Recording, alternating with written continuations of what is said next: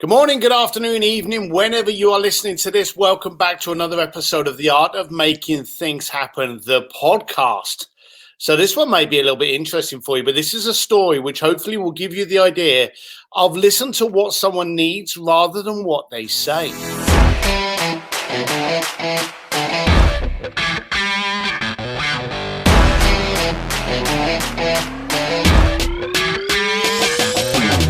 Are you gay?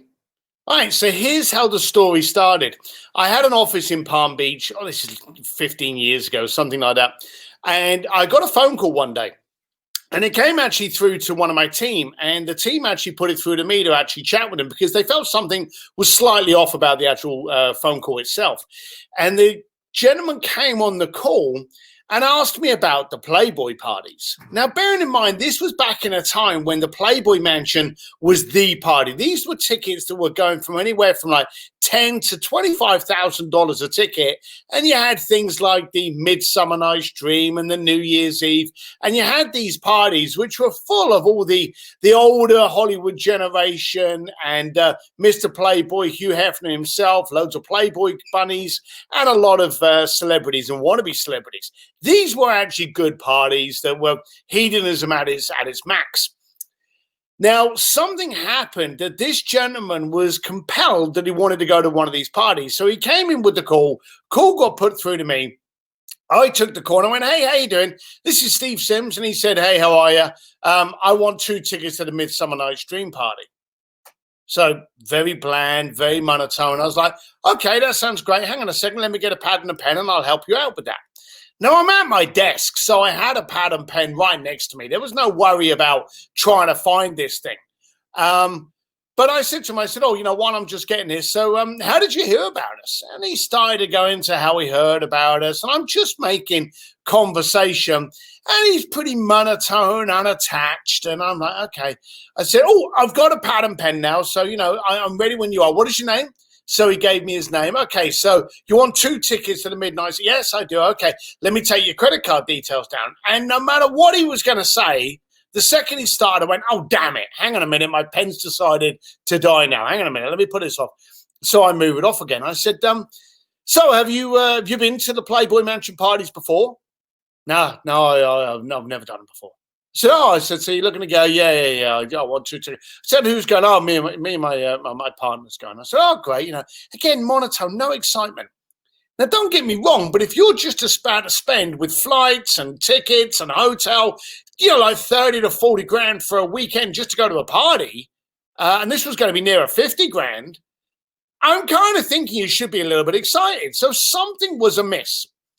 So I said to him, I said, "Oh, did you get over to the West Coast much?" He'd already stated that he was in New York.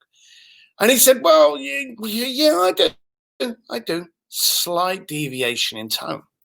So I said to him, "Oh, so whereabouts do you go to?" I said, "Do you go south, San Diego? Do you like the LA region?" He said, "I go north." He said, "I get up into Napa."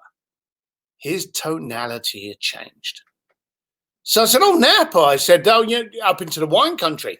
He said, "Yeah, I love getting up there." And now he's excited. I said, "Well, let me ask you a question. I'm a whiskey boy." I said, "I've never been able to get into it. My wife loves wine, but what's the desire? Why do people get so hot and heavy about wine? Can you explain it to me?"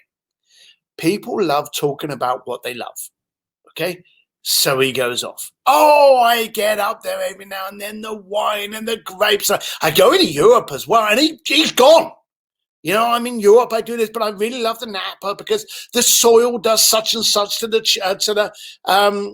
grapes, and it gives a different kind. You can taste its region." Solid gone. Very excited. Now, this is where I decided to kind of like poke the bear a little bit. So I went, "Oh, hang on a minute. My pen works again. Let me just take this card down. I know you started. You said it was an Amex. What was the numbers again?" And he goes down. "Oh, yeah. And he starts to give me his credit card details. So I said, "Okay, let me just get that into the system and run it through so I can get you down for this." I said, "But please continue about Napa. Why should I pay more attention to it?" And he's gone again. He's all excited. He's all bubbly talking about it. "I go up there. My partner does this and we love this and we do this. And while we're up there," gone. I let him go. I just let him rant on about how wonderful Napa was. And then I said to him, I'd like to ask a question. Now my tone had changed. He's like, oh yeah, what's that then? So they're going to ask you this question. Are you gay? And that was it. I just shut up. Now, I had come out with that statement, not because I'm an offensive prick, but bottom line is that he referred to his partner a lot, okay? Was very, very much more excited about Napa than going to a Playboy party to see a load of breasts. And I decided to just ask the question. And he actually came back and he said, does that matter? So this wasn't an answer, it was defensive. So I said, look, the reason for me asking this question is I'm here to make you happy. Selling you these 2 tickets and sending you to the Playboy Mansion ain't going to make you happy. Sending you to Napa, that's going to make you happy. So I'm trying to find out, why would you spend so much money to go to an event which you clearly don't even want to be at?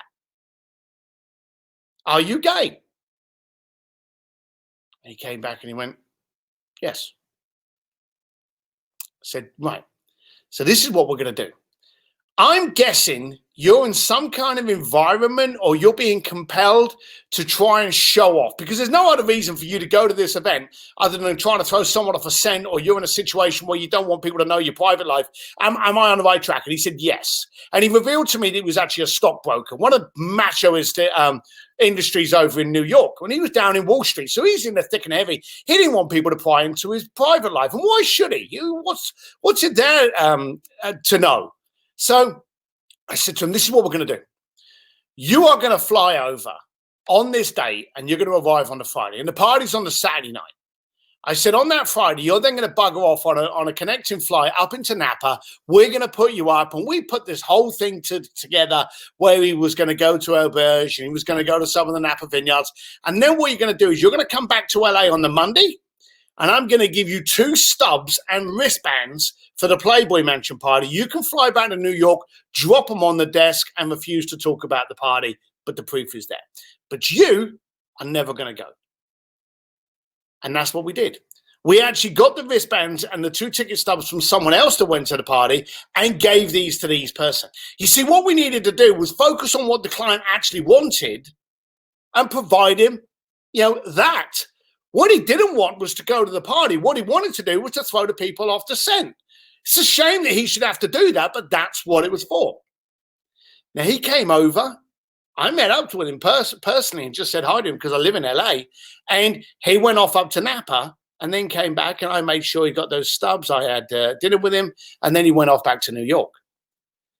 He was over the moon that he had spent, to be honest with you, not much less than if he had gone to the Playboy Mansion, because we really laid it on thick and heavy for him up in Napa, and he had a good time.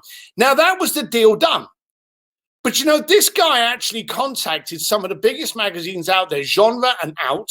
There were 2 of the largest gay lifestyle magazines at the time, and actually recommended me for an article. And I got an article in both of those publications because I had listened to what the client wanted, needed, and desired rather than what they had asked for. How many times do you give a client what they ask for without actually trying to understand, why is there the need? The next time a client actually says to you, hey, I want this, ask them why. Why is that important? The book always says, Bluefishing, always says, ask why 3 times. But try to understand what is the cause that's creating the need and focus on that and not the need itself. This is Steve Sims. I'm here to hopefully help you within your business. I hope this does help. If it doesn't, then stop listening. If it does and you think it can impact other people, then share it. But this has been another episode of The Art of Making Things Happen. Thanks for listening.